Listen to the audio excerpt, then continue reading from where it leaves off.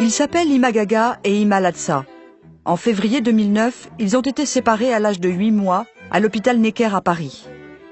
Les deux frères, dont les noms signifient « c'est étonnant », sont nés dans une famille très pauvre du sud de Madagascar. À leur naissance, les bébés sont minuscules et pèsent 2,8 kg à eux deux. Reliés par le thorax et l'abdomen, ils ont le foie en commun. Ah bah moi c'est mon copain.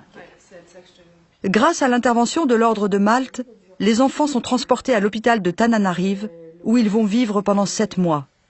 Ne reste plus qu'à les séparer, une opération impossible à pratiquer sur l'île. L'Ordre de Malte et Médecins du Monde décident alors de financer entièrement leur voyage vers Paris. Le choix de l'hôpital Necker n'est pas anodin. En 30 ans, une quinzaine d'opérations de ce type y a été réalisée. Les équipes ont donc une expérience spécifique dans ce domaine, en particulier le service de chirurgie viscérale infantile, dirigé par le professeur Yann Révillon. Le premier bilan qu'on a fait consistait à faire une échographie cardiaque. On s'est assuré que les 2 cœurs de ces enfants étaient parfaitement normaux, sans communication importante. Et secondairement, nous avons fait un scanner thoraco-abdominal. Ce scanner nous a permis de préciser que l'organe commun le plus important était le foie, mais que nous avions suffisamment de foie pour chacun des 2 siamois, de façon à ce qu'ils vivent tout à fait normalement. La malformation apparaît généralement chez des jumeaux issus d'un même œuf ou qui se sont développés dans une unique poche de liquide amniotique. L'existence de siamois est rarissime. Pas plus d'une grossesse sur 100 000 et dans 90% des cas, ce sont des filles. La naissance des 2 frères malgaches est donc particulièrement extraordinaire. 200 séparations de siamois ont été réalisées dans l'histoire de la médecine. Pour les 2 frères, l'intervention va durer 6 heures et mobiliser une vingtaine de personnes, dont 6 chirurgiens et 4 anesthésistes. Nous avons donc commencé par inciser la peau, puis l'organe commun qui était le foie. Nous avons donc séparé le foie et nous savons faire cette chirurgie hépatique que nous faisons très régulièrement dans le cadre de traitement de tumeurs du foie, la transplantation hépatique, etc. Donc nous avons utilisé une technique de routine. Une fois que les 2 parties du foie ont été séparées, nous avons fini d'inciser la peau et les 2 enfants étant séparés, il restait le problème de la fermeture aponévrotique, musculaire et cutanée. Et nous avons été obligés d'utiliser des plaques pour fermer provisoirement la paroi abdominale.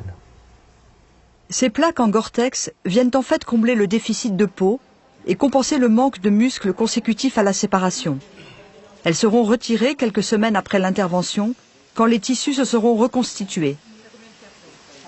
En attendant, l'opération s'est déroulée sans problème, et d'après l'équipe, seul le développement du thorax, la colonne vertébrale et la paroi abdominale seront à surveiller.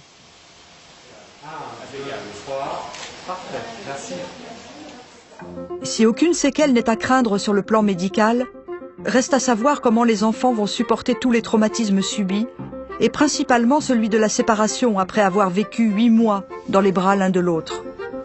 Julia Disnan est psychologue et a suivi les 2 frères pendant toute l'hospitalisation. Avec une collègue pédopsychiatre, le docteur Simas, nous avons fait plusieurs observations de ces bébés en préopératoire et en post-opératoire pour voir comment ces bébés interagissaient entre eux et interagissaient avec les autres personnes. Et nous avons vu de bébés totalement normaux qui étaient capables en même temps de jouer entre eux et de se mettre en relation avec les autres adultes d'une façon tout à fait normale. En post-opératoire, mon rôle a été également d'étayer l'équipe soignante, puisqu'effectivement, ces bébés se sont retrouvés tout d'un coup dans une situation inconnue, celle d'être loin l'un de l'autre, séparés, de ne pas pouvoir se retrouver.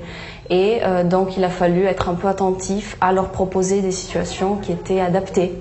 Donc, par exemple, j'ai proposé aux équipes de les mettre dans le même berceau pour qu'ils puissent se toucher s'ils en avaient besoin et être eux-mêmes les acteurs de leur séparation progressive. Ima Gaga et Ima Latsa grandissent désormais chacun de leur côté. 2 mois après l'intervention, ils sont repartis pour Madagascar. Un incroyable destin pour ces enfants nés siamois et devenus aujourd'hui des bébés comme les autres.